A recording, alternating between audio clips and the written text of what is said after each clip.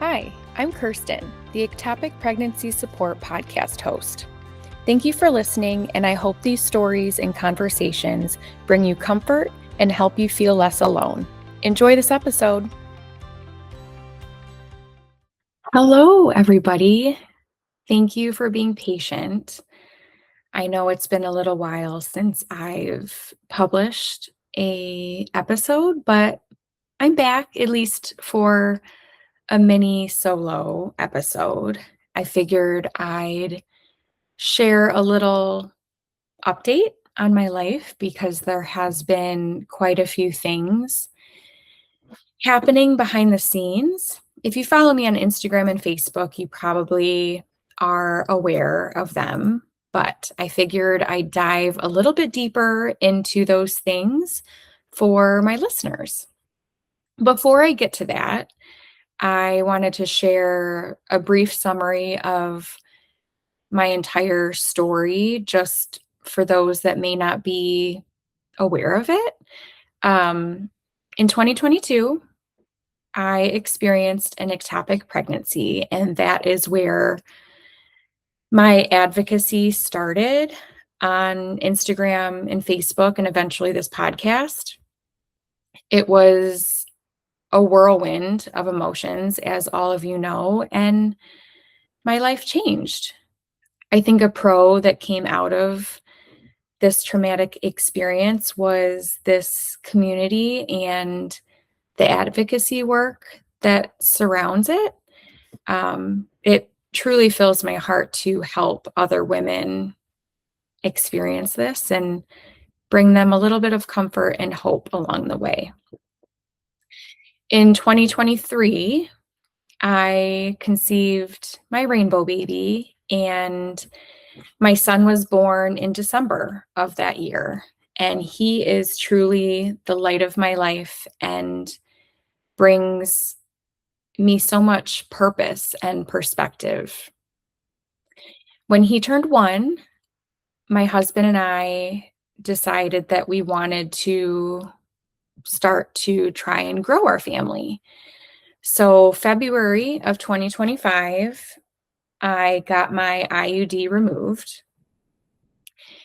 and we got the go-ahead to start trying to conceive again. Unfortunately, in August of 2025, I unexpectedly experienced a miscarriage. Now, there's so much comparison around miscarriages and ectopics, but I do want to say that the grief and emotions surrounding the two are similar. I think the trauma and the treatment is what is different. But all in all, I was still heartbroken after my miscarriage, and it threw me for a loop. I think my life turned upside down again. I just felt like I had a gray cloud over my head. November of 2025, I reached out to my doctor because I wasn't conceiving the way I had hoped. And I asked if I could be prescribed Femara, which I took with my son. And what Femara is just an oral prescription that helps induce and enhance ovulation. So she prescribed me that again, and I took that for maybe several months or so. Anyway, long story short, let's see, I have some notes here. Come June 2026, I finally went to my OB after 17 months of infertility, 1 loss, not conceiving on Femara. I asked if I could be referred to a fertility center. So that is where I'm starting this episode with. I guess my life updates start with the fertility center because that's all new to me. And I have to say, the team members at the fertility center are so kind, so compassionate.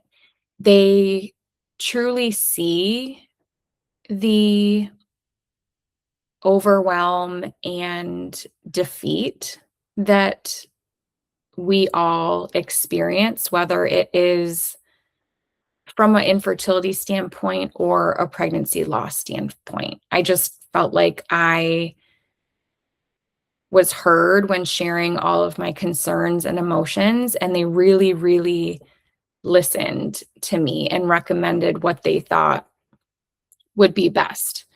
Which brings me to a HyCoSy procedure.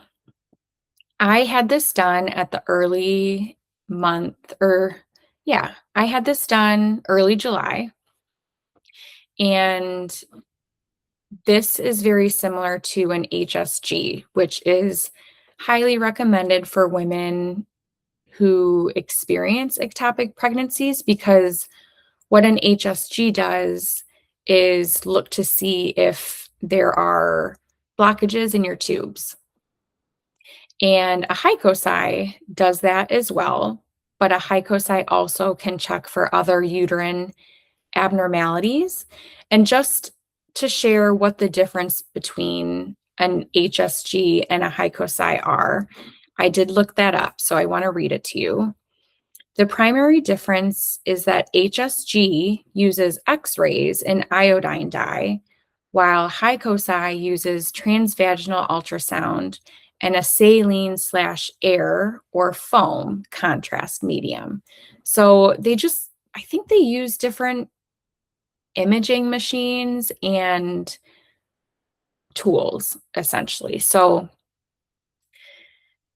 my doctor recommended a HyCoSy, which is on the newer side, and I think that's why I didn't ever hear about it, and maybe it's also not highly recommended because it's newer.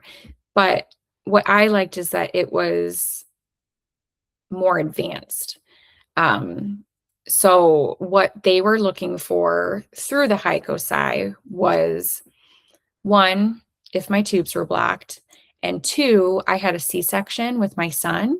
So they wanted to see if I had a C-section scar defect, which I guess is common and can interfere with fertility. So they wanted to check those two things.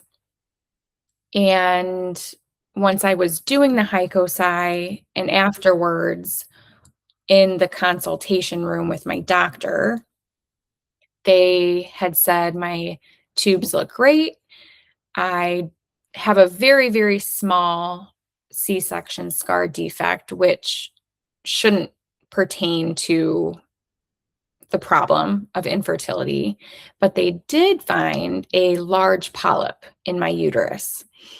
They said it was pretty substantial as far as polyps go. And they wanted me to get surgery to remove it because I guess polyps, and more specifically to my case, the polyp was in an area that can truly affect fertility. So they had recommended for it to be removed through a hysteroscopy surgery. I don't know if I butchered that name at all. But what that surgery is um, a medical procedure that lets a doctor look inside your uterus. Um, the doctors use a thin lighted tube with a camera, and it goes through your vagina and cervix. And that's how they can see the polyp and carefully cut it off, essentially. So, a couple weeks after my HyCoSy, I have my surgery. It actually happened last Tuesday, July 28th. And honestly, it was super easy. My husband drove me. I think I was in and out within 3 hours.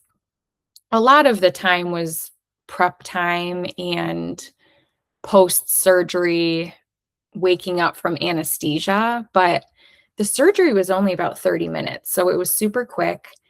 Um, that afternoon, I was sleepy and tired, and I had some light cramping, but nothing serious. So if any of you are recommended to have this type of surgery or even recommended a HyCoSy, I would just get it done. It's beneficial for your future. I will say with the HyCoSy, there's a little bit more discomfort involved, and it was honestly just stemming from, like a burning sensation when they would, you know, push, like, the fluid and stuff up through your uterus. I don't know how to explain it aside from it feeling like a burning sensation. So that was the only thoughts I had on the HyCoSy, but with the surgery itself, there were no issues at all as far as pain and discomfort goes. And then I woke up the next morning, the following day, and I was back to normal. I had a little bit of spotting here and there, but nothing crazy. And then the following Monday, so about 6 days later, I had my post-surgery call, and honestly, it was really smooth. I was expected to get my period right around that time, and I actually did the next day. So my period came back super quickly, and one of the questions I had for the nurse on the post-surgery call was, if I get my period, am I cleared to start trying to conceive again? And she said yes. So all in all, this was kind of a whirlwind. Everything happened in the month of July, and I am on my period now, and I actually start Femara again today. Today's day 3 of my cycle, so it's day 1 of my Femara prescription, and we're just gonna see how it goes. But I wanted to share this update with all of you so that maybe you feel inclined to advocate for yourself around maybe needing a fertility specialist, or maybe you can ask your doctor about a HyCoSy compared to an HSG. I just feel like they really listened to me and were able to get me the care that I needed. So I hope this can spark some advocacy for you all, and maybe some hope too, that, you know, uh, some things don't have to be such a drawn out process. I thought being referred to a fertility center was going to be months of waiting and testing and a lot of money to find answers to what was going on. But truly, it was a month of testing, a couple procedures. I think I spent maybe $800 total out of pocket, which is still a lot, but I knew that it was worth it, and ultimately leads me towards the potential of growing our family. And I've always said that I'm going to push through, advocate for myself, have hope, have positivity, because it's all worth it if I can grow my family. So, thank you for listening to me. I hope you found this episode a little bit helpful. If you do have any follow-up questions or comments about this episode and the things that I talked about, please send me a DM on Instagram and Facebook. If you don't follow me, I'm Ectopic Pregnancy Support on both of those channels. And if you need additional support, I do have an exclusive support chat that you can find at ectopicpregnancysupport.com. It's a group of 120 women that have all gone through ectopic pregnancies and are on journeys of their own. So we have women who've just experienced an ectopic pregnancy there, but we also have women who have gone on to conceive their rainbow babies or are sharing about their trying to conceive journey. So it's a really great place to find comfort and resources and hope. So I hope you all have a great day, and I am looking forward to interviewing more women here soon to share more consistent episodes. See you next time. Thank you for listening to the Ectopic Pregnancy Support Podcast.